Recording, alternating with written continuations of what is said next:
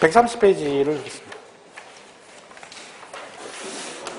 종합부동산에서는 아시겠지만 문제 하나밖에 안 나옵니다. 그래서 얘네들은 뭐 이렇게 쭉 수업 시간 있는 거면 잘 풀어도 의외로 쉽게 나옵니다. 얘네들 문제 자체가. 그러니까 오히려 등록세나 우리가 종부세는 공부를 많이 안 하지만 막상 시험을 보면 걔네가 오히려 더 기본 개념이 많이 나오기 때문에 더 쉽게 풀 수 있습니다. 그죠? 일단은 2번 문제를 보겠습니다. 2번. 틀린 거 그랬죠? 1번 종부세는 납세액 의무자별로 합산하여 과세는 일세이다. 우리 종부세는 이렇게 나오죠. 이게 원래 기본 개념 이유가 있잖아요. 전국의 토지와 주택을 어떻게 한다? 소유자별 합산을 이렇게 했죠. 합산해서 얘가 무조건 내는 게 아니라 뭐 한다? 일정액을 초과했을 때. 그렇죠? 이때 내는 게 이제 종부세죠.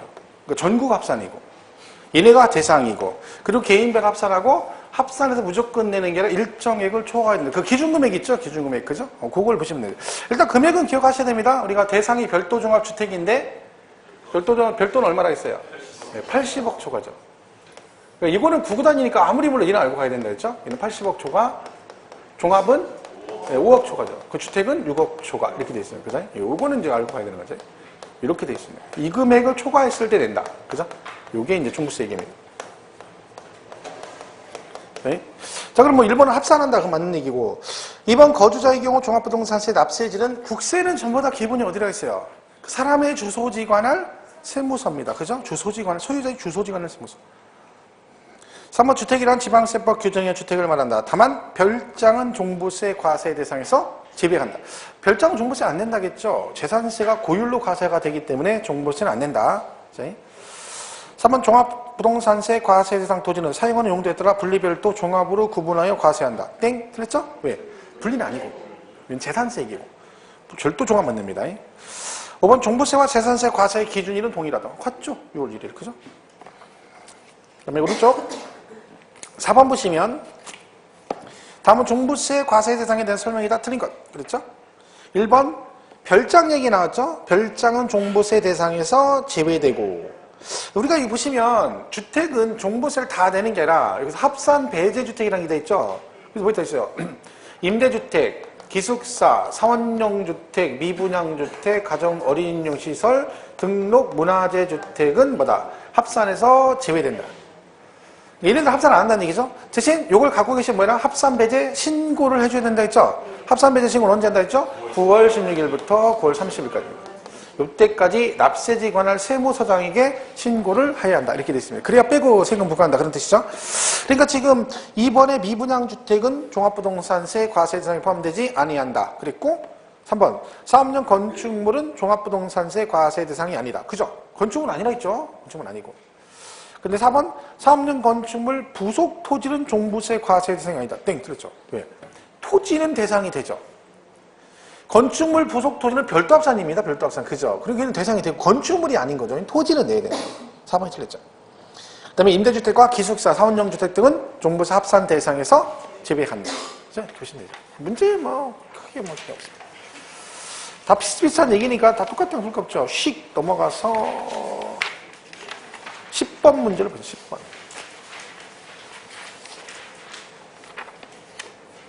다음은 종합부동산세에 대한 설명이다. 틀린 것. 1번 종부세 납세 의무 성립시기 누구랑 똑같다? 재산세 과세기일과 동일하다. 그죠?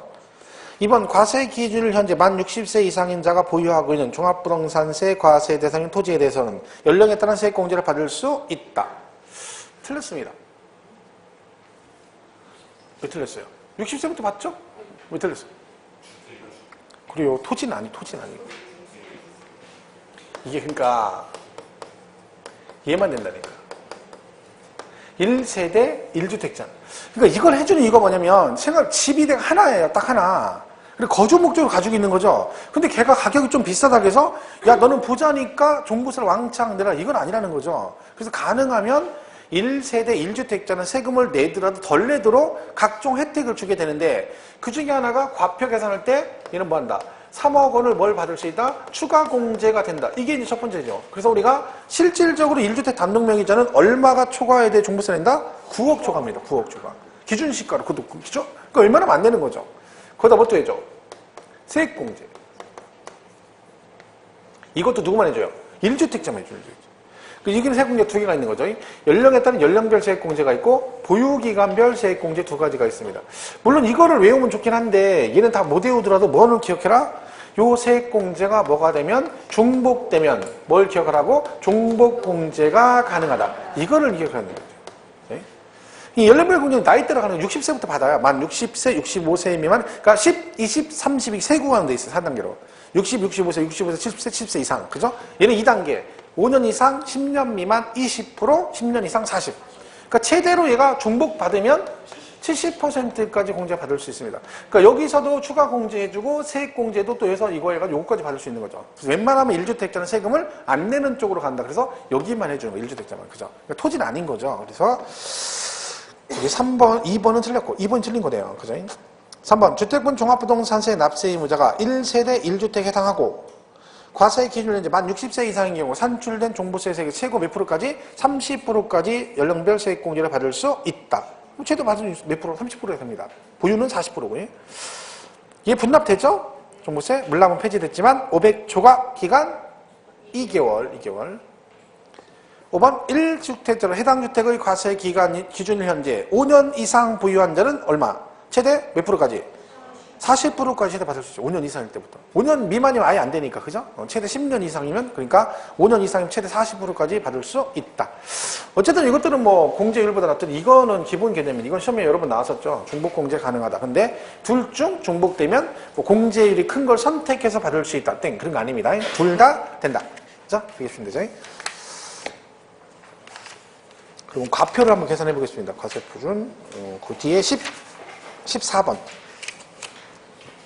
14번 있죠? 14번. 그럼 보겠습니다. 자, 우리가 종부세 과표는 어떻게 계산합니까? 이게 이제 만약에 주택이 여러분 갖고 있는 10억이다. 주택, 그죠? 공시가에. 그러면 얼마에 대해서 세금을 냅니까? 10억 전체 내지는 않죠? 6억까지는 안 내니까 당연히 6억 빼줘야 된다 했잖아요. 6억 빼주고 얼마? 4억. 여기다 뭘 판다? 얘는 전부 다 여기다가 공정시, 이게 들어가야 돼요. 공정시장 가입표. 그러니까 얘는요, 재산세도 토건주는 이거 곱하죠. 그게 그대로 얘가 오니까 얘도 이걸 곱하는 거죠. 차이점이 뭐냐면 얘는 전부 다 80%. 그러니까 주택은 아까 70에, 그러니까 재산세는 70, 60 있잖아요. 얘는 그런 거 없어요. 예외 없이 80. 왜? 종부세는 아무나 내는 거 아니라 했잖아요. 그죠? 여러분 재산세 낸다고 종부세 내는 건 아니죠. 종부세 내려면 좀 재산이 있어야 돼. 있는 사람들이 한마디로. 그죠? 그러니까 너는 가진 게 많으니까 세금 몽땅 다 예외 없이 80% 이렇게 되는 거예요. 이게 반드시 들어가야 됩니다. 이 말이. 그러니까 별도합산은 과표가 뭐니? 그럼 뭐야 돼요? 별도합산 대상토 공시가격 합한 금액에서 그럼 뭐라고요? 80억을 공제한 금액에 공정시장 이렇게 나온 거. 얘는 5억, 6억을 공제한 금액에 공정시장가입비를 곱한 금액으로 한다. 이게 맞다는 거죠. 그렇게 가는 게 맞습니다. 근데 만약 얘가 1주택자면 어떻게 됩니까? 1주택자면. 3억 추가 공제 받는다고 했죠? 그에게 이게 그러면 1억이 돼버려요. 그럼 얘는 여기다가 공정시장가입 80이 되는 거죠. 그러니까 같은 10억인데 1주택자 아니면 얘는 3억 2천이 과표가 되고 얘는 8천이 돼버리죠. 그러니까 1주택자가 세금을 덜 내는 거죠. 거기다 얘는 또 뭐 또 받아? 세액공제 또 받잖아요. 그러니까 세금을 거의 안 낸다고 봐야죠. 그러니까 집이 하나인 사람이 웬만하면 종부세 내기가 쉽지 않습니다. 그럼에도 불구하고 나는 종부세 낸다 그런 사람 있으면 친하게 지내라고 몇 번 얘기했죠.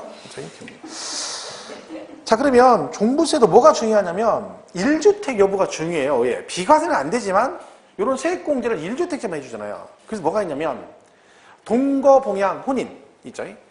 무슨 얘기예요? 부모님을 모시려고 학가에서 집이 2개 됐거나 2주택자죠. 아니면 뭐 했다? 결혼해서 남녀가 혼인해서 집이 2주택이 됐다 이런 거죠.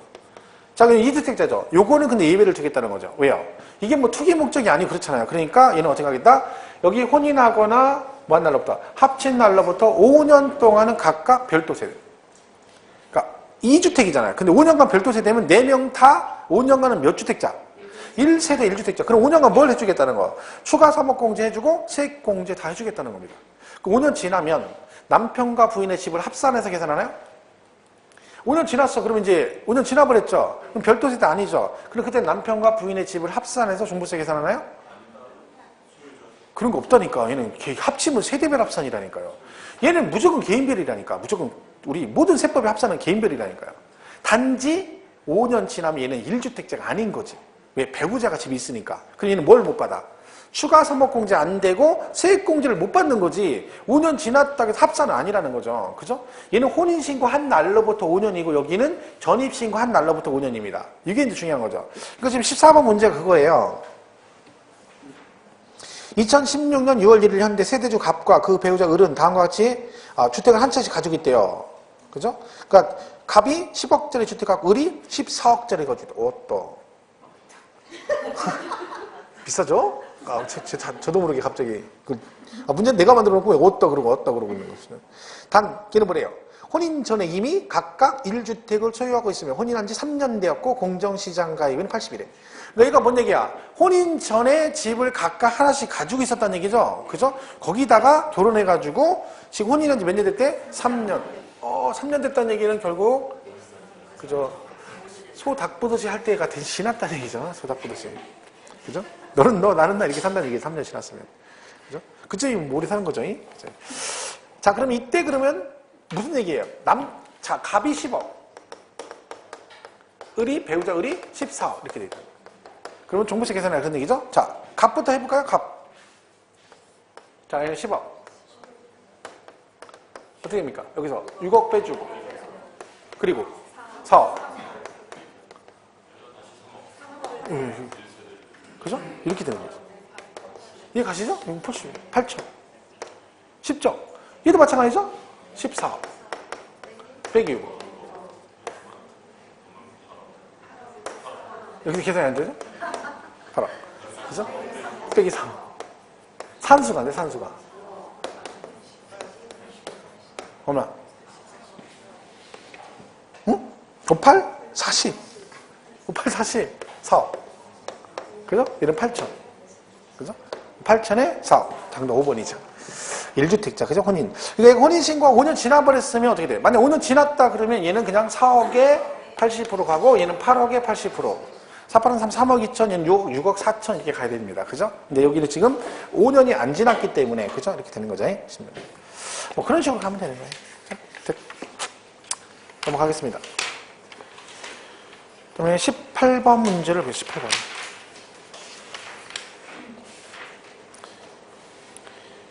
18번. 다음은 종부세에 대한 설명으로 틀린 것. 그랬죠? 근데 계산 문제 같은 건 사실 많이 나오는 게 아니기 때문에 하나 나온다고 했잖아요. 그러니까 이런 거 막 계산하는 거 너무 막 할 거 없어요. 잘 안 되면 이해 잘 안 가면 굳이 지금 와서 무리하게 이해하려고 할 거 없어요. 이제 와서 뭐 이해할 거 뭐 있어요. 지금 시간 별로 없는데. 그냥 그러려니 하고 가면 돼. 그죠? 웬만하면 풀 수 없다 그랬잖아요. 계산 문제는. 그죠? 그러니까 웬만큼 해서 어차피 다 찍을 거니까 괜히 스트레스 받지 마시고. 그러니까 핑계 댈 게 없는 거예요. 세법은 숫자 때문에 죽겠다. 숫자 안 해요. 안 풀 거잖아. 계산 문제 안 할 거냐. 세법은 계산 문제를 어렵대. 해결해줬잖아. 계산 문제 찍으라고. 뭐가 문제예요, 뭐가? 마음 편하게 가면 된다 그러잖아, 마음 편하게. 그죠? 너무 마음 편하면 뭐가 되는 상궁처럼 된다 그랬죠, 상궁. 상궁돌 조심해야 돼요, 상궁돌. 그리고 시험 떨어질까 걱정하는 분들은 걱정할 거 없다 했잖아. 뭐 하면 된다 했어. 시험 다 보고 나서. 아씨, 아무리 밀려 쓴 것 같다. 이러면 끝난다 했지. 모든 게 해결됩니다. 모든 게 해결됩니다, 그러면. 그죠? 그러니까 혹시 떨어졌으면 옆에 주변에 쪽팔려가지고 이거 걱정할 필요 없어. 그거는 걱정할 필요가 없는 거야. 왜? 시험 본 당일날 나와서 뭐라고 돼? 인상 조금만 쓰고 잠깐 인상 쓰고 연기 잠깐 한 1초만 1분만 하면 돼. 1분만. 왜 그래? 표정 좀 굳히고 나오니까 왜 그래? 몰라. 아무리 밀려 쓴 것 같아. 뭐 이러면 돼요. 그 진짜 그럼 그 아무리 불안해 죽겠어. 썼다고 하면 안 돼. 썼다고 하면 안 되고 쓴 것 같다고 그래. 왜? 붙을 수도 있으니까. 모르잖아요. 그죠? 그럼 만약 진짜 떨어지면 어떡해? 이거 봐. 그래. 그럼 막 남편이 위로로 하지, 위로. 일단 고생인데 어떡한데. 참, 괜찮아 하면서 막 위로하고 술 사주지. 떨어지는데. 그죠? 그리고 그건 걱정할 필요 없어. 마음 편하잖아. 마음 편하죠? 그럼 돼. 주변에서 그렇게 얘기해. 그냥 지금부터 하지 말고 그때 가서 다음 시험 나와서 밀려 쓴 것 같다 하면 돼. 붙으면, 다행이다. 안 밀렸나 보다. 이렇게 하면 되는 거야. 그렇잖아요. 썼다고 안 해도 밀려 쓴 것 같다 했잖아니까. 그러니까. 그러면 간단하다니까 모든 게 해결됩니다. 그러니까 그런 공포감에 여기서 주변에 이런 걸 생각하지 마. 괜찮아. 마음 편하게. 마음 편해졌죠? 그런 공부하면 돼, 이제. 떨어져도 큰 문제는 없어요. 단지 내가 스스로 좀 짜증나는 것 뿐이지, 주변은 괜찮아. 주변은 다 해결됐어. 자, 이렇게 가면 돼요. 네. 자, 18번 보겠습니다. 종부세에 대한 설명으로 틀린 것. 1번, 재산세 과세 대상 중, 별도합산 대도 공시가 합한 80억을 초과한 자는 종부세를 납부할 의무가 있다. 그죠? 종합은 80억 초과. 2번 재산세 과세 대상 중 별도 합산 대상 토지는 개인의 경우 세대별로 합산하여 과세하지 않는다. 무조건 세대별 안 한다 했죠. 개인별. 그리고 3번 종부세의 경우 납부기한에 납부하지 않으면 가산금이 부과된다. 맞죠? 얘가 정부 부가과세라 납기가 12월 1일부터 15일입니다. 그래서 이때까지 안 내면 뭐가 나온다? 가산금이 나온다 했죠? 가산금. 근데 예외 있다 했죠? 예외적으로 신고 납부할 수 있다. 날짜 똑같죠? 근데 이때 이거 안 하면 가산세 부과된다 안 된다? 안 된다. 이때 무슨 가산세? 무신고 가산세는 안 내. 하지만 뭐는 내야 된다? 과소신고는 내야 된다. 그 얘기겠죠. 그죠? 이거 잘 기억하시면 됩니다. 그 다음에 4번 각각 주택을 소유한 갑과 을이 2011년 5월 31일 혼인신고한 후 계속하여 보유하는 경우 2016년도분 종합부동산세는 각각 별도 세대로 본다. 혼인을 2011년 이제 혼인신고했다 그런 얘기죠. 그러면 2016년도 종부세 계산 시 그러니까 별도 세대냐 그런 얘기. 5년간은 각각 별도 세대로 하겠죠. 5년간. 자, 그럼 2016년도로 얘네들은 각각 별도 세대로 본다 안 본다? 5년간이니까. 네, 별도 세대 아니에요. 그래서 왜? 혼인신고 한 날로부터 5년이니까 2016년 5월 30일이면 끝났지. 얘는 언제 기준이야? 6월 1일 기준 하루 지났죠. 그 혼인신고 급하게 한 거라 했더니 이런 식의 그죠? 하면 안 돼요. 혼인신고는 급하게 하면 안 돼요. 갈수록 대신 늦게 천천히 해야 돼. 천천히. 그죠? 뭐 특별한 일이 없으면. 그죠? 내가 그랬죠? 박경림 같은 경우 일찍 하는 거고, 박경림이 남편으로 잘생겼었잖아. 그죠? 걔는 혼인신고 미리 했대잖아. 박경림 남편이 그 짝짓기 프로그램 할 때 걔가 MC 볼 때 저기 나왔던 애 출연자예요, 출연자. 그 남편이. 잘생겼죠? 그죠? 잘생겼어요. 근데 걔 출연자 꼬셔가지고 결혼한 거잖아. 그래서 박경림이 그러잖아. 자기는 결혼하기 전에, 혼인신고 하기 전에 미리 혼인신고 먼저 했다고. 그러더니 뭐라고 하냐면, 제가 왜 그런지 아시죠? 여러분도 아시죠? 그러니까, 불안한 거죠. 남편이 잘생겨가지고. 그죠? 그런 케이스는 일찍 해야 돼. 미리 해야 돼. 근데 그렇지 않으면 웬만하면 천천히 하는 게 좋습니다. 뒤에 뭔 일이 생길지 모르기 때문에. 자, 그래서 4번 틀렸죠? 이게 사실은 이런 형태의 문제 한번 나온 적이 있어요. 기출문제로. 근데 그때 당시 2년이었거든, 기간이. 똑같아요. 근데 어차피 5월 31일 이렇게 혼인신고 이렇게 나왔죠. 왜? 이게 이제 6월 1일 기준 이걸 말하는 거죠. 얘는 이날 기준이기 때문에 그렇다. 그죠? 4번이 틀린 거죠. 5번 재산세 과세 대상 중 분리과세 대상 토지는 종부세 대상이 아니죠. 별도 종합만 된다. 뭐 특별한 얘기 없습니다. 얘는 뭐 풀다 보면 없죠. 22번. 그 재산세 종부세 나왔죠? 같이. 다음은 재산세와 종합부동산세에 대한 설명이다. 틀린 것. 1번. 과세 기준을 현재 개인이 주택을 보유한 경우 재산세는 주택별로 개별 과세하지만 종합부동산세는 개인별로 합산하여 과세한다. 그러니까 이번 얘기예요. 주택은 주택별로, 재산세는 주택별로 각각 과세하지만 종합부동산세는 개인별로 합산하여 과세한다. 맞죠? 맞잖아요. 우리가 재산세, 주택은 합산 안 한다 했잖아. 개별, 주택별로 하고 재산세는 그런데 종부세는 합산이죠. 2번 재산세와 종합부동산세는 과세의 기준일과 납부기간이 동일하다.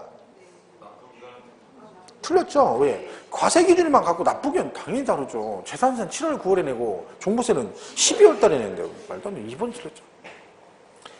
3번 재산세는 물건의 소재지관할 시장군수구청장이 과세권자이지만 종부세는 누구다? 주소지관할 세무서장이죠. 왜? 국세지방세니까 다르죠. 그렇죠. 4번 재산세와 종부세는 원칙적으로 과세권자가 결정하여 부가징수하지만 종합부동산세의 경우는 납세자의 선택에 의해서 뭐 할 수 있다? 신고납부할 수 있다. 5번 재산세와 달리 주택에 대한 종합부동산세와 별도 합산 대상 토지 및 종합합산 대상 토지에 대한 종합부동산세 세부담 상한은 모두 얼마다? 100분의 150이다. 그러니까 재산세와 달리라는 얘기는 얘도 기본은 둘 다 100분의 150은 똑같거든요. 근데 재산세는 뭐가 예외가 있다? 주택은 예외가 있죠. 재산세는. 그러니까 그런 거죠. 근데 종부세는 그런 거 없이 똑같이 100분의 150으로 간다. 그런 얘기다. 자, 이렇게 보시면 됩니다. 자, 이렇게 해서 종부세는 뭐 그렇게 정리하시고, 그 다음에 소득세로 가보겠습니다. 소득세. 소득세. 어제 어떤 분 오셔가지고 뭘 질문하시는데 공부를 너무 깊이 하지 마세요. 너무 그 내용을 그렇게까지 하시는 분도 있더라고. 보니까 질문 오셨는데, 제가 수업 시간에 하지도, 저는 그 어려워가지고, 그것까지 할 필요서 안 한 내용인데, 책을 보다가 공부를 하시다가 이제 궁금하니까 오셨어요. 근데 막, 보니까 내용이 막 되게 막 깊은 내용이에요. 거기까지 나온 역사도 없고, 저도 강의를 그것까지 해본 역사가 없는데, 막 그걸 공부를 하신 거야. 그러니까 머리가 얼마나 아프겠어요. 막 그냥 오신 거야. 막 질문하는 거야. 근데 그럴 필요 없다니까. 제가 항상 얘기하죠. 수업 시간에 선생님이 해주는 거 그것도 많아요. 그것도 내가 몰라가지고 시험을 떨어져. 진짜라니까요. 그러니까 강의를 할 때 저는 100점 맞는 강의는 안 해요, 저는요. 그러니까 제 강의를 들으면 100점은 못 맞아요. 왜? 저는 100% 하진 않거든요. 왜? 그렇게 하면 강의가 너무 어려워요. 근데 그렇게 해봤자 공부를 잘하진 않아요. 점수를 못 따요, 오히려. 그러니까 한 80% 정도 하는 거예요, 그냥. 그리고 그 중에 60이면 60점 맞으라는 거지, 그냥. 왜? 목표가 그거니까 합격만 하면 되는데 그걸 굳이 막 100점 맞을 강의를 할 필요가 없죠. 대신에 안 배운 게 나올 수 있어요. 저한테 안 배운 게. 그거는 근데 그런 거 많아봤자 하나 있을까 말까 하는 얘기죠. 근데 그거는 감안하고 가는 거죠.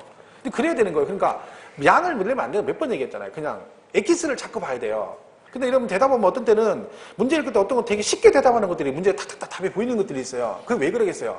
걔는 하도 많이 봐서 그런 거지 그 내용이 쉬워서 그런 거 아니에요. 처음에는 다 어려웠잖아요. 모든 과목이. 그죠? 근데 점점 시간이 갈수록 어떤 것들은 대답을 잘한다는 얘기는요. 걔네들은 그만큼 많이 봤기 때문에 그런 거지 절대로 그 문제가 자체가 쉬워져서 내가 잘하는 게 아니란 말이죠. 문제는 처음이나 끝이나 똑같아. 난이도는 그대로 있는 거야. 근데 내가 이제 공부를 얼마나 하느냐에 따라 얘가 쉬워질 수 있고 어려워질 수 있는 거죠. 그럼 여러분 공부를 하면 어떻게 돼? 문제가 점점 쉬워져야 되는 거예요. 왜? 쉬워진다는 얘기가 뭐야? 내가 공부를 해서 아는 게 많아지는 거죠. 실수가 덜해지고. 그래야지 점수가 올라가는 거죠. 문제는 항상 그대로예요. 그러니까 시험 보는 이 문제 어려웠어가 아니에요. 이 문제가 어려운 게 아니라 내가 그 부분은 공부를 안 했기 때문에 그 부분은 아직 부족한 거죠. 근데 그걸 깨달아가 내가 나를 갖다 바꿔서 그걸 채워줘야 되는 거지 문제 탓을 하면 안 되는 거죠. 얘는 문제가 이러면 안 되는 거죠. 근데 진짜 문제 자체가 어려운 것도 있죠. 난이도 높은 거. 그때 그런 것까지 뭐 굳이 할 필요 없죠. 시간 낭비예요, 시간. 그러니까 우리 세법을 아예 처음부터 정해줬잖아요. 3개만 잘하시라고. 계속 얘기하고 있잖아. 그죠? 근데 쓸데없이 막 등록세 공부하고 막 총론 공부하고 이러니까 그런 사람들은 내가 누구라 했죠. 그 취득세, 재산세, 양도세 그거 막 시험만 봤다면 100점 맞는 사람 이런 사람들이나 등록할 자격이 있는 거라니까. 자격도 안 되는데 자꾸 무자격자가 등록세를 공부하니까. 그죠? 걸리면 큰일 나는 거예요. 그러면 안 됩니다. 그죠? 그러니까 그냥 보시면 돼. 이게 합격을 한다니까. 아직도 72일이면 엄청 많은 시간이에요. 저거 봐. 아직도 깜깜해. 나 지난번에 80일인데 아직도 이제 세계 일주인데 8일밖에 안 지났어. 그죠? 아직도 못했지. 72시간 동안, 72일 동안에, 그죠? 제가 말했죠? 아침에 1시간씩만 공부하면 72시간을 공부할 수 있어요. 노는 아침, 오전에 1시간만 더 하면.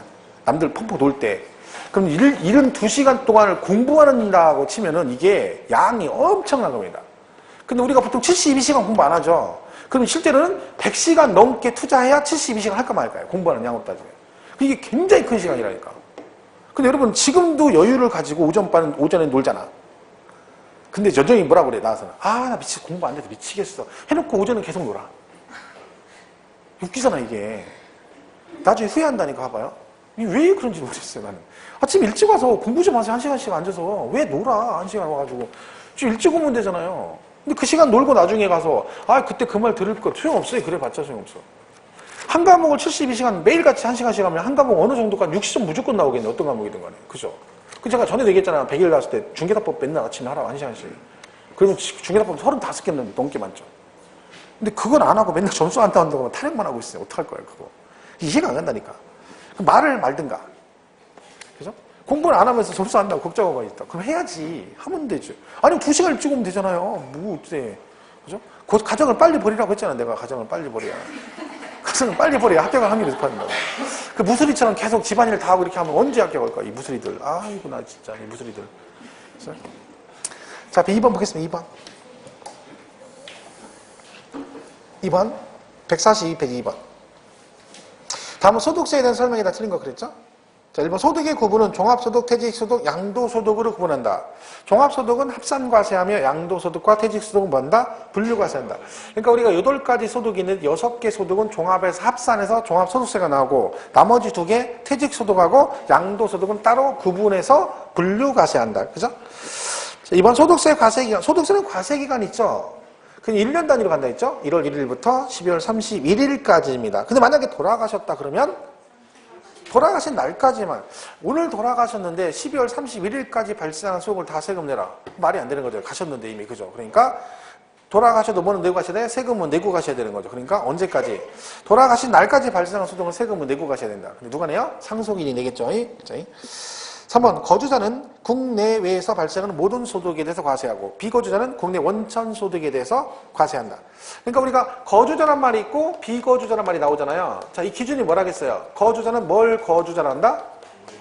우리나라에 주소가 있거나 183일 이상 거소를 둔 자. 얘는 비거주자 그게 아닌 자. 그래서 얘는 국내외, 국외 소득에 대해서 납세 의무를 지지만 비거주자는 우리나라 와서 돈을 벌면 세금은 내고 가야 된다. 그런 뜻이죠.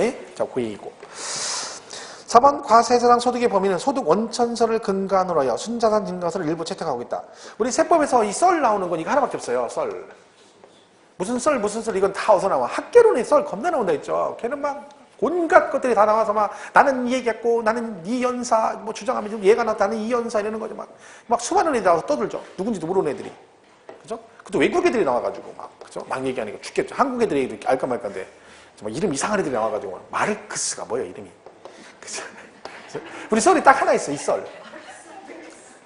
마르크스는 괜찮아. 뭐 허프 이렇게 나오죠. 허프 확률 모형 뭐 이런 거 나오잖아요. 니카로드 막 해가지고 막 그죠?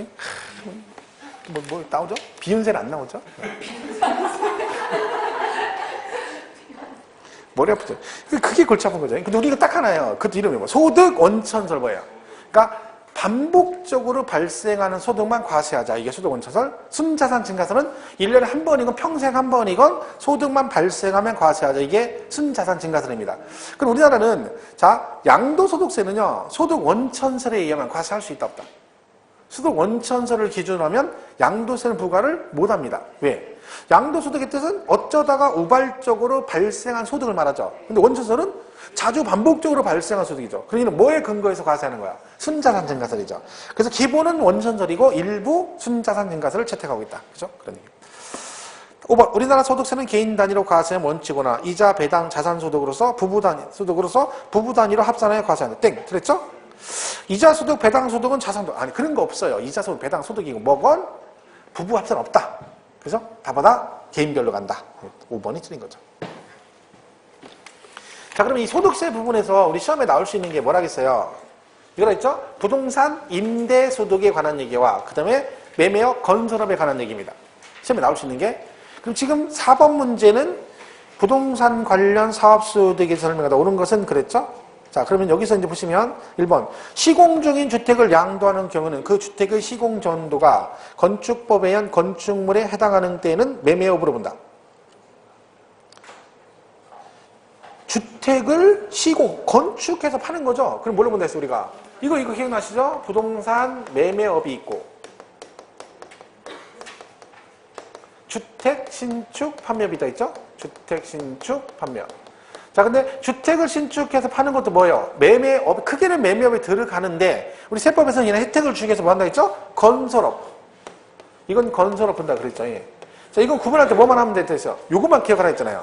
주택을 신축해서 팔면 이것만 기억하셔야 돼요. 근데 요 말만 들어가면 무조건 뭐다? 건설업. 그러시면 돼요. 이것도 그러니까 지금 시공 중인 주택을 양도하는 지금 건축 아직 완공이 안 됐다는 얘기죠. 근데 중요한 건 뭐다? 주택을 신축하고 판매하려고 하는 거죠. 근데 얘가 건축 중인데 건축법상 건축물 인정되면 그럼 뭐예요? 주택 신축 판매가 되는 거죠. 그럼 걔는 뭘로 보겠다? 건설업. 1번 틀렸고. 2번 신축한 주택이 판매가 되지 않아 판매될 때까지 일시적으로 일부 또는 전부를 임대한 후 판매하는 경우는 뭐다? 건설업이라니까요. 주택 신축이잖아. 거기 신축한 주택이 안 팔려가지고 잠깐 세줬다 팔았대. 세줬다 팔던 뭘 했던 팔던 주택을 신축한 걸 파는 거죠. 그럼 뭐다? 건설업이라니까. 그냥 그것만 들어가면. 3번 공장 재단인 공장 전부를 임대하는 경우와 공장 재단과 분리하여 기계 등 설비를 임대하는 경우에도 임대업의 소득으로 본다. 자, 우리가 공장 재단을 임대하면요 임대업에 들어가요. 왜요? 공장 재단의 뜻이 뭐냐면 그 전체를 말하는 거, 통으로. 그러니까 공장 건축물, 거기 부속 토지, 그 안에 기계 장비까지 몽땅 통으로 임대하는 건 임대소득에 들어가요. 근데 뭐는? 기계 장비 등을 별도로 임대하는 건 임대소득에 들어가지 않습니다. 그러니까 얘는 지금 왜 틀린 거예요? 분리하여 기계 등 설비는 임대소득이 아닙니다. 4번 신축 판매가 아닌 기존 주택을 매입해서 판매하는 것은 건설업으로 본다.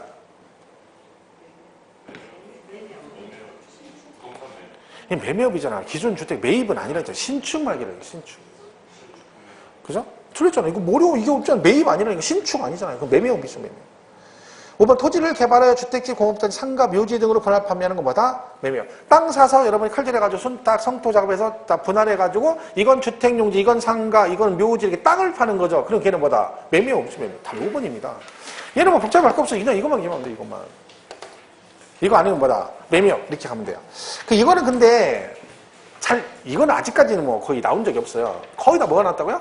주택, 부동산, 임대소득에 관한 얘기 나왔어요. 자, 요거는 우리가 기억을 하고 가셔야 돼요. 부동산 임대소득. 그러니까 이거 안 나오면 아까 매매업, 건설업 그 구분하는 거예요. 둘 중에 하나. 근데 그 매매업, 건설업 구분하는 건 뭐만 잘 기억하시라고? 주택, 신축, 판매 요것만 기억하시면 돼요. 요거는 일단 나오면 이게 시험에 엄청 많이 나왔죠. 뭐 계속 나왔으니까. 그럼 나올 게 없어요. 이거는 기출문제 보면 다 나왔어요. 근데 여기는 뭐가 많이 나와? 비과세가 주가 돼요. 비과세. 보통 주택임대 뭐가 있다? 비과세가 있어. 비과세. 비과세는 두 개가 있어요. 전답 그리고 1주택 이렇게 두 개가 있는 거예요. 그러니까 전답을 임대하면 비과세 줘요. 근데 얘는 조건이 작물 생산에 이용해야 된다. 무슨 뜻이에요? 내가 전답을 빌려줬는데 임차인이 농사 안 짓고 주차장 용도로 써. 그럼 걔는 비과세. 왜? 이게 원래 전답이 농사 짓는 용도잖아요. 근데 얘가 딴 걸로 쓰면 안 된다는 거예요. 이 용도로만 썼을 때. 이건 뭐 제목만 아시면 되고. 거의 다 이거죠, 주택. 그죠? 자, 1주택만 비과세입니다. 근데 안 되는 게 있어, 뭐? 고가주택은 비과세 된다, 안 된다? 안 되고. 그죠? 그리고 국외자산 국외는 안 돼요. 외국에 있는 것도 안 돼요. 그러니까 우리나라 1주택 임대는 비과세. 자, 여기서 고가주택은 뭐 말한다? 왜 9억 초과죠? 뭘로? 기준시가죠. 얘는 기준시가. 왜냐면 양도세는 실거래가죠. 그죠? 양도세 실거래가 맞죠. 왜? 팔았으니까. 근데 부동산 임대는 보유하고 있는 거잖아요. 그래서 세를 주는 거지. 거래 금액이 없죠. 그러니까 실거래가 나올 수 없고 공시가격인 기준시가로 9억 초과. 그러니까 여러분 원룸 하나 임대하면 걔가 기준시가로 9억이 안 넘어가잖아요. 그러니까 웬만하면 뭘 해주겠다는 거야. 비가 해주겠다는 얘기라니까. 그죠? 이 얘기죠. 자, 그래서 기준시가. 근데 1주택자만 되죠. 1주택. 근데 요게 예외가 있어요. 주택은 뭐가 있다? 2주택 이상이어도 연간 임대소득이 2천만 원 이하면 비과세. 이게 올해 말까지 현재 되는 거죠. 그러니까 여러분 집이 세 채인데 50만 원씩 월세 주고 있다. 그러면 150이잖아요. 1년에 1,800이죠. 그래도 비과세 해주겠다는 거야. 왜? 2천 이하니까. 그래서 이게 올해 말까지인데 원래 연장 2년 정도 연장한다. 2년 개정사항으로. 지금 세법 개정안에 올라가 있어요. 이건 뭐 거의 100% 통과된다 보시면 돼요. 왜? 내년에 대선이 있거든요. 내년 12월 때 대선하잖아요. 그러니까 이거를 2년 연장했죠? 그럼 내년에 후년까지 간다는 얘기죠? 대통령이 새로 뽑히고 내년에 후년에 새로운 대통령이 올 거 아니야. 그죠? 그리고 그 말까지 연장하는 거지. 그러니까 뭘 하라는 거야? 그 다음 대통령이 네가 알아서 하라는 얘기지. 왜냐면 이걸 만약에 내년까지 하고 올해까지 하고 내년에 만약에 임대수도 과세해버려요. 주택을. 그러면 여당은 치명타를 입죠. 너 죽었어. 대선 때. 너 기다려. 이렇게 되는 거지. 그러니까 얘들 무리수는 안 두는 거죠. 그러니까 연장하네. 연장 됩니다. 이거 뭐 100% 연장됩니다. 2년 연장. 근데 어쨌든 올해까지 무차피 되겠는 거다. 자, 그 다음에, 그럼 얘는 주택수가 중요하죠? 숫자 계산하는 게 시험에 굉장히 나오죠? 자, 일단, 다가구가 대표적인 임대주택이잖아요. 원룸. 자, 방은 여러 개죠? 그럼 얘는 뭘로 본다? 1주택으로 봅니다. 단, 구분 등기되어 있으면 각각으로 보겠죠? 자, 그럼 공유는 어떻게 한다? 공유했을 때는 어떻게 한다? 지분이 제일 큰 자의 주택입니다. 그러니까 6대4 이렇게 돼 있으면 누구 주택으로 와? 갑의 주택으로. 이게 원칙. 근데 이제 지분이 똑같아. 이때는 각각. 그죠? 이때는 각각. 근데 지분이 똑같은 자가 2명 이상일 때 이들이 협의해서 여기 소득을 한 명의 소득으로 기속을 시키기로 협의했다. 그럼 이건 누구 주택으로 본다? 그 소득이 기속되는 자. 여기서 한 달에 월세가 300씩 나와요. 근데 이걸 전부 다 갑의 소득으로 하기로 했어. 그럼 갑이 세금을 낸다는 얘기죠. 소득을 잡혀서. 그럼 이때 누구 주택으로 봐? 갑의 주택으로 본다. 근데 원칙은 뭐다? 5대5면 각각. 이게 원칙인 거죠. 지분이 큰 자의 주택으로 본다. 지분이 똑같으면 각각으로 본다. 그치? 자, 그럼 뭐 있어요? 남편 앞으로 아파트 있고 부인 명의로 이번에 원룸 하나 임대하면 와이프는 비과세 받을 수 있다 없다?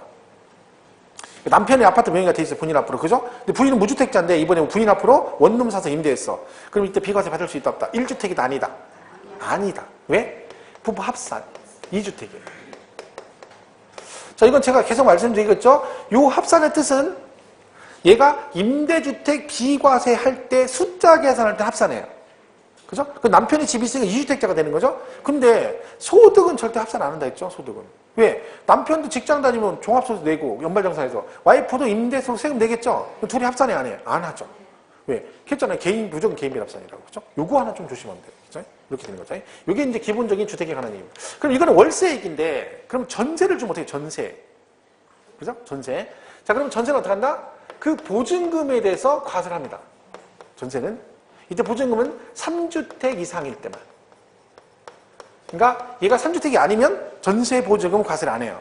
그죠? 3주택 이상. 그리고 보증금 합계가 3억 원을 뭐 했을 때만, 초과했을 때만. 그 초과분에 대해서만 과세가 됩니다. 예를 들면 3주택인데 5억 원이래요. 그럼 얘는 내야 되죠. 얼마? 3억 초과 2억에다가 여기다 법은 이렇게 돼 있다. 60%에서 여기 이자 이렇게 곱해요. 그럼 금액이 얼마 나올 거 아니에요. 그럼 이거를 뭐 한다? 임대료가 아닌데 임대료로 간주해서 과세한다 해서 간주 임대료 그래요. 그럼 이 간주 임대료는 몇 주택 이상만요? 3주택 이상. 보증금 합계 얼마? 3억 초과되었을 때 초과분만 과세한다. 그럼 얘가 3주택이죠? 여기서 또 예외가 있어요. 숫자에서 제외되는 소형주택이라는 게 있어. 그럼 뭐다? 기준시가 3억이야. 그리고 공시 기준시가 3억 이하 앤드 전용면적 85 이하. 요거는 숫자에서 제외돼요. 그러니까 집이 세 채인데 전세줬어. 하나가 85 이하에 3억 이하짜리가 들어가 있으면 걔는 2주택자가 돼버려. 그러면 얘는 과세한다 안 한다? 안 한다. 뭐 이겁니다. 이게 뭐 다 시험에 나올 수 있는 거죠. 이거 뭐 이거 쭉 나오는 거죠. 한번 두 문제 읽어보시죠. 144페이지 6번. 다음은 소득세법상 주택 임대소득에 대한 설명이다. 틀린 것. 1번.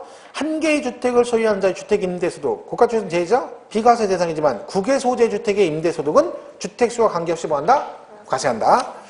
2번. 주택을 제외하고 보증금 등을 받은 경우에는 3주택 이상을 소유하고 해당 주택의 보증금 합계 얼마? 3억을 초과하는 경우에 총수익 금액에 산입한다. 맞죠? 가로 안에 뭐라고 돼 있어요? 주거용으로만 쓰이는 면적 1호 또는 1세대당 85제곱미터 이하인 주택으로서 기준시가 3억 이하인 주택은 올해 말까지 주택수에 포함하지 아니한다. 됐죠?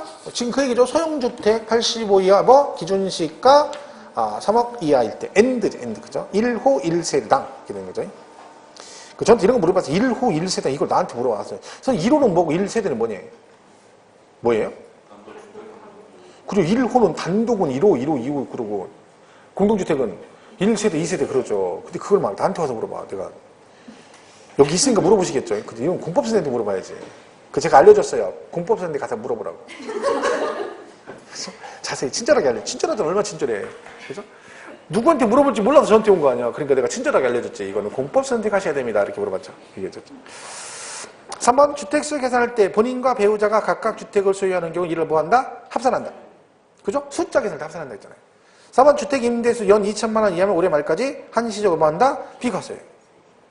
5번 주택 임대소득이 과세되는 고가주택이란 과세기간 종료일 또는 해당 주택 양도일 현재 실거래가 9억 초가 아니고요. 기준시가. 기준시가죠. 기준시가 당연히. 자, 오른쪽 8번 하나 더 풀죠. 다음 사업소득 중 주택 임대소득 비과세를 적용할 때 주택수 계산을 설명하다. 틀린 것.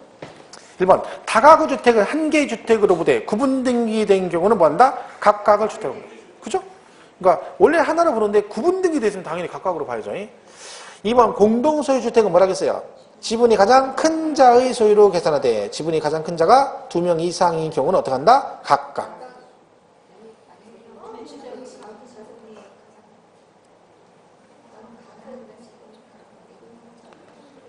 뭐라는 게 지금 이게 맞는 얘기잖아요.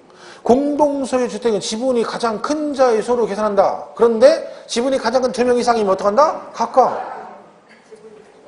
맞잖아요. 근데 근데 뭐라고 하시는겨? 왜 혼자 옹알이를 막 하고 그래요? 3번. 공동소유 주택은 지분이 가장 큰 자가 2인 이상인 경우로서 그들이 합의하여 그들 중 1인을 당해주택의 임대 수입의 기속자로 정한 경우는 뭔다? 그의 소유로 계산할 수 있다. 그렇죠? 4번 임차 또는 전세받은 주택을 전대하거나 전전세하는 경우는 당해 임차 또는 전세받은 주택은 임차인 또는 전세받은 자의 주택으로 계산한다. 이게 무슨 얘기예요? 그러니까 여러분이 집을 전세를 들어갔어요, 여러분이. 그죠? 그리고 다시 어떻게 했어? 전전세를 했다는 얘기죠? 그리고 그 전전세한 주택은 누구 주택으로 본다? 전세 받은 자, 여러분 주택으로 보죠. 여러분이 왜 전전세한 거잖아. 그 얘기잖아요. 그죠? 5번 본인과 배우자가 각각 주택을 소유하는 경우는 이를 합산하지 아니한다.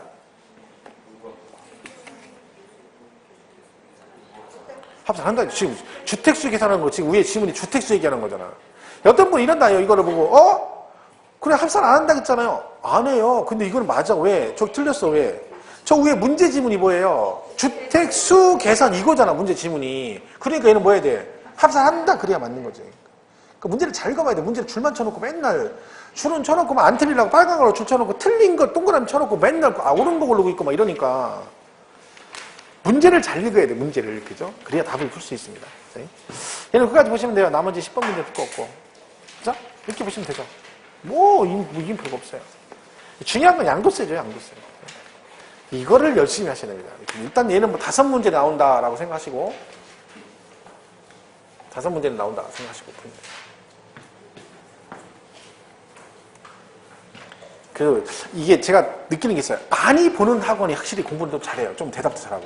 그러니까 제가 격주 가는 데가 있거든요. 격주로 2군데가, 막 묶어서 2군데를 가는데, 참, 거기는 참 제가 답답합니다, 수업할 때. 그러니까 지금 수업하는데, 설명할 때 이제 뭐 이런 거 기본적인 얘기 설명하잖아요. 그러면 여러분 대답 막 하잖아요. 그럼 저는 거기에 익숙해져가지고, 일주일에 수업하다 거기를 딱 가잖아요? 그러면 이제 익숙한 대로, 자, 이건 이렇죠. 그럼 대답이 딱 나와야 되는데, 막 정적이 쫙 흘러요. 그럼 갑자기 내가 이러고 있다가 돌아서야 되는데, 막 못 돌아서는 거야. 서로 무안해가지고. 근데 왜냐면 그 내용이 되게 어려운 거면 대답을 못 해요. 근데 막 정말 아주 기본적인 얘기들이에요. 근데 왜 그러냐면 2주에 한 번씩 보잖아요. 거기다가 제가 한 번 뭐 이렇게 무슨 일이 있으니까 뭐 2주 했는데 한 번 뭐 휴가 간다 이러잖아요. 그럼 한 달에 한 번씩 봐요. 근데 공부를요, 제 스케줄에 맞추는 거예요. 그러니까 제가 2주 만에 오면 2주에 한 번씩 공부하고 제가 한 달 만에 한 달에 한 번씩 공부하는 거야. 그러니까 수업은 듣는데 한것도 기억 안 나는 거예요. 그러니까 맨날 들으면 처음 듣는 것 같은 거죠. 그러니 그거 갖다가 뒤에 가서 제가 막 이제 안다라 생각 이것저것 하면 완전 돌아버리는 거죠. 막 갑자기 제가 뭔 소리 하나 싶은 거예요. 막 뜬금없는 소리 하는 거지. 그게 영향이 있다니까 확실히. 근데 매주 하는 학원은 확실히 대답하는 게 틀려요. 그러니까 여러분은 좀 낫죠. 근데 여러분도 막 굉장히 난 건 아니에요. 근데 민법 같은 게 여러분 잘하실 거예요. 민법 왜냐면 워낙에 민법 선생님 원장님이 다른 학원 이런 학원이 대한민국에 진짜 많이 하죠. 근데 지겹죠. 언어 많이 하니. 근데 그걸 듣잖아요. 그럼 분명히 그게 효과가 있어요. 봐봐. 나중에 봐봐. 여러분하고 틀리다니까. 딴 데 틀리다니까. 왜냐면 제가 오후 특강 하나는 했어요. 오후 특강. 제가 안산 같은 경우는 오후 특강을 계속 했어요. 1호 특강 한 번 하고 기출 특강 6주 하고 지금 누적식 모의 특강 6주를 해요. 그럼 지금 몇 달째 특강을 하고 있거든요. 근데 듣는 사람만 들어요. 듣는 사람만. 근데 그 사람들은 확실히 틀려요. 진짜 거짓말이라. 내가 특강을 들었다는 얘기를 하는 게 아니라 그 사람들 들은 얘기를 계속 또 듣는 거잖아요. 그죠? 그러니까 대답하는 것도 틀리고 점수가 훨씬 잘 나와요. 그럴 수밖에 없어요. 본 걸 또 보니까 수업 시간 걸 또 하고 문제 또 보고 이러니 막 지겹게 듣는 거죠. 근데 공부는 그거예요. 막 지겹게 듣는 거야. 그게 쌓여가지고 실력이 되는 거 별거 없어요. 그러니까 많이 볼수록 합격하는 거죠. 많이 볼수록. 그러니까 왕도가 없다 했잖아. 그러니까 여러분 남은 기간 동안에 그냥 막 계속 보라니까. 보고 또 보고. 근데 다는 못 보니까 아까 얘기했잖아. 압축해가지고 걔를 계속 봐야 돼. 이렇게 보고 또 보고. 문제지 여러 개 보지 말고. 제발 부탁인데. 어떤 학원 갔더니 막 문제를 3권이나 들고 있어. 3권. 장판지 있잖아. 장판지 3권 들고 있어. 막 방문각, 어디 법학원, 어디 랜드스쿨, 막 에듀프로 막 이렇게 쭉 있거든요. 막 그걸 갖다가 3권을 들고 있다. 책도 막 이렇게 돼. 책은 깨끗해. 왜 그 3권씩 들고서나 이해할 수가 없다니까. 한 권이나 제대로 풀어놔니까, 한 권이나. 이것도 지금 깨끗해. 책이 막 손 벼지게 생겼는데, 막 지금. 책을 얼마나 막 아끼는지. 막 애인 다루듯이 다루죠. 책을 막 어디 불면 날아갈까 하면 막 싹 해가지고 그리고 이걸 다 끝나면 막 잘 접어가지고 막 이렇게 잘 이렇게 갖다 주죠. 그리고 막 먼지 탁 털어가지고 살짝 이렇게 놓고 이러니 뭐 그게 책이 뭐 그래서 손 벼지게 생겼지. 조심하세요. 책에서 종이다 비면 겁나 싫어해요. 그죠? 좀 쉬었다 하겠습니다. 40분 할게요. 알겠습니다.